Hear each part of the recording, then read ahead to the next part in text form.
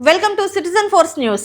ఒక విమానాశ్రయం నిర్మాణం అంటే కేవలం విమానాలు దిగే రన్వే నిర్మించడం మాత్రమే కాదు. అది ఒక ప్రాంత ఆర్థిక భవిష్యత్తును మలిచే మౌలిక సదుపాయం, పెట్టుబడులను ఆకర్షించే వేదిక, పరిశ్రమలకు కొత్త దారులు తెరిచే ద్వారం, పర్యాటకానికి అంతర్జాతీయ గుర్తింపు తెచ్చే కేంద్రం, ఉపాధి అవకాశాలను సృష్టించే అభివృద్ధి యంత్రం. అలాంటి చారిత్రక ఘట్టానికి ఉత్తరాంధ్ర ఆగస్టు 1న సాక్ష్యం కానుంది. దేశ ప్రధాని నరేంద్ర మోదీ చేతుల మీదుగా భోగాపురంలో నిర్మించిన అల్లూరి సీతారామరాజు అంతర్జాతీయ విమానాశ్రయం ప్రారంభం కానుండటంతో ఉత్తరాంధ్ర అభివృద్ధి ప్రస్థానంలో కొత్త అధ్యాయం ప్రారంభం కానుంది. ఎన్నో దశాబ్దాలుగా ఉత్తరాంధ్ర ప్రజలు ఎదురు చూస్తున్న అంతర్జాతీయ విమానాశ్రయ కళ ఇప్పుడు సాకారమవుతోంది. విశాఖపట్నం, విజయనగరం, శ్రీకాకుళం జిల్లాల అభివృద్ధి అవసరాలను దృష్టిలో పెట్టుకుని రూపొందించిన ఈ గ్రీన్ఫీల్డ్ విమానాశ్రయం కేవలం నేటి అవసరాలకే కాదు, రాబోయే 3-4 దశాబ్దాల అవసరాలను కూడా దృష్టిలో ఉంచుకుని నిర్మించబడింది. తొలి దశలో సంవత్సరానికి 60 లక్షల మంది ప్రయాణికులను నిర్వహించే సామర్థ్యంతో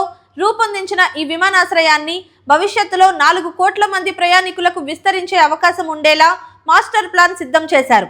సుమారు 2700 ఎకరాల్లో దాదాపు 4727 కోట్ల వ్యయంతో నిర్మించిన ఈ ప్రాజెక్టు దేశంలో అత్యంత వేగంగా పూర్తయిన గ్రీన్ఫీల్డ్ అంతర్జాతీయ విమానాశ్రయాల్లో ఒకటిగా నిలిచింది.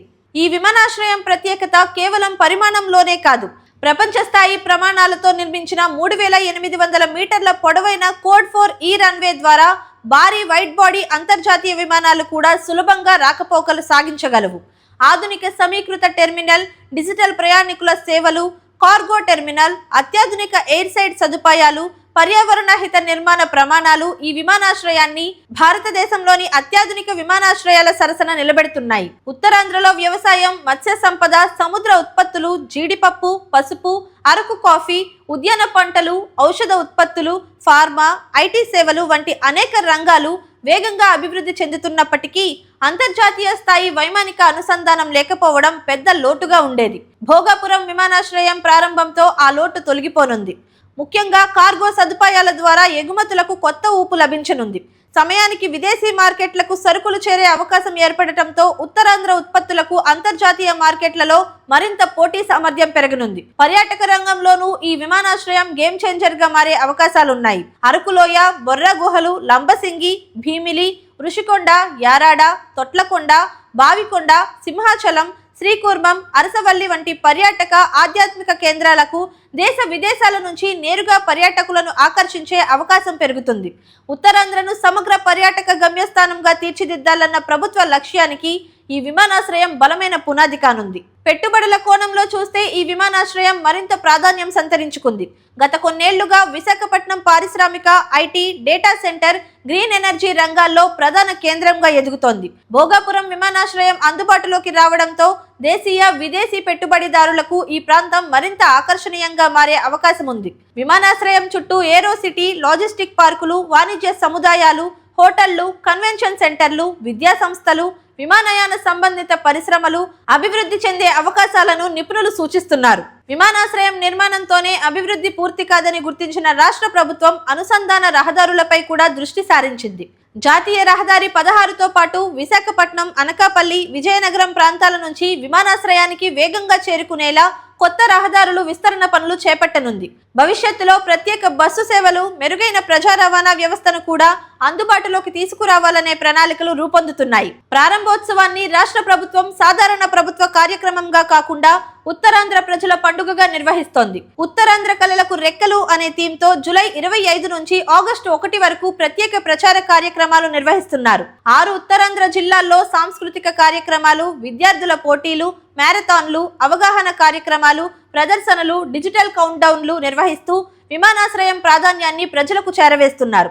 ఆగస్టు 1న జరిగే ప్రారంభోత్సవం కూడా అత్యంత వైభవంగా నిర్వహించేందుకు ఏర్పాట్లు పూర్తయ్యాయి.